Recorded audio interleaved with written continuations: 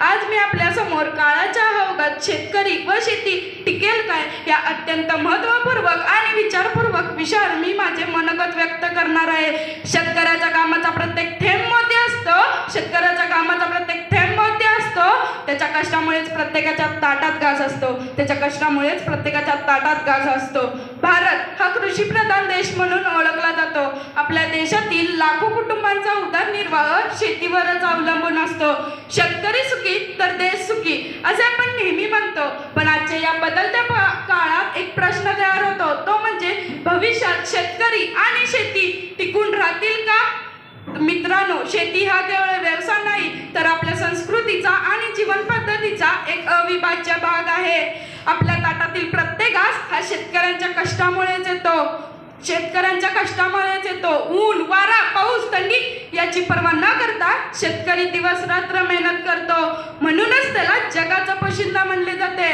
पण आजच्या या बदलत्या काळात शेतकऱ्यांसमोर अनेक गंभीर आव्हाने उभी आहेत आणि त्यातले पहिले आणि सर्वात मोठे म्हणजे हवामान बदल. कधी अतिवृष्टी तर कधी दुष्काळ, कधी गारपीट तर कधी अवकाळी पाऊस. यामुळे शेतकऱ्यांच्या पिकांचे मोठे नुकसान होते.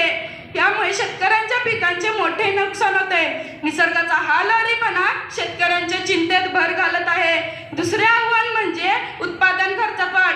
बी बियाणे, खते, औषधे, इंधन, वीज याच्या किमती वाढतच चालल्या आहेत. पण त्याप्रमाणे उत्पादनाला हवा तसा भाव मिळत नाहीये. परिणामी अनेक शेतकरी आर्थिक अडचणीत सापडतात. तिसरे आव्हान म्हणजे शेतीकडे कमी होत चाललेला तरुण काळ.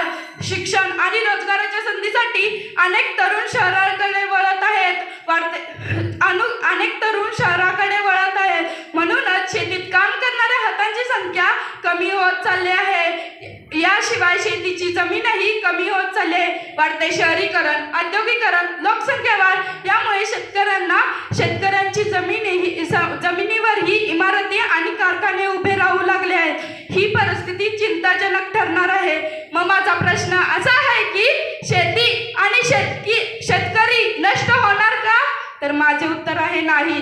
कारण मानवाला जगण्यासाठी अन्नाची गरज कायम राहणार आहे आणि शेती कायम उपनिर्वाह राहणार आहे. जोपर्यंत मानव अस्तित्वात आहे तोपर्यंत शेती आणि शेतकरीचे महत्त्व कधीच कमी होणार नाही. आज आपण विज्ञान आणि तंत्रज्ञानाच्या युगात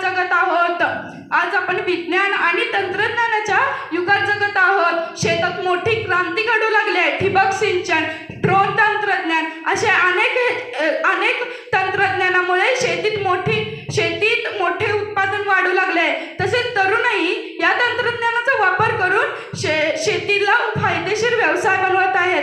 शेती आणि शेतकरी टिकवायचे असेल तर प्रत्येकानेच आपली जबाबदारी ओळखली पाहिजे.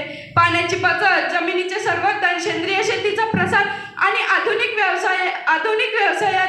आधुनिक तंत्रज्ञानाला प्रोत्साहन देणे आणि शेतकऱ्यांच्या उत्पादनाला योग्य मोबदला मिळवून देणे गरजेचे आहे.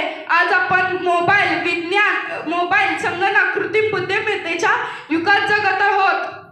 पण लक्षात ठेवा, तंत्रज्ञान भूक भागवू शकत नाही. भूक भागत होतो आपला शेती आणि शेतकरीच. म्हणून शेती आणि शेतकरीचे महत्त्व कधीच कमी होणार नाही. पण त्यांना टिकवण्यासाठी शासन, समाज आणि आपण प्रत्येकाने प्रयत्न केले पाहिजे. शेवटी एवढेच म्हणावेसे वाटते, शेतात घाम गाळतो शेतकरी राजा, त्याच्या कष्टाने भरतो अन्नाचा सजा. शेतात घाम गाळतो शेतकरी राजा, त्यांच्या कष्टानेच भरतो अन्नाचा सजा. ऊन, वारा, पाऊस सारे तो सहतो. जगाच्या भुकेसाठी आयुष्यभर जगतो. धन्यवाद. जय हिंद, जय महाराष्ट्र, जय जवान, जय. धन्यवाद भक्ती. यानंतर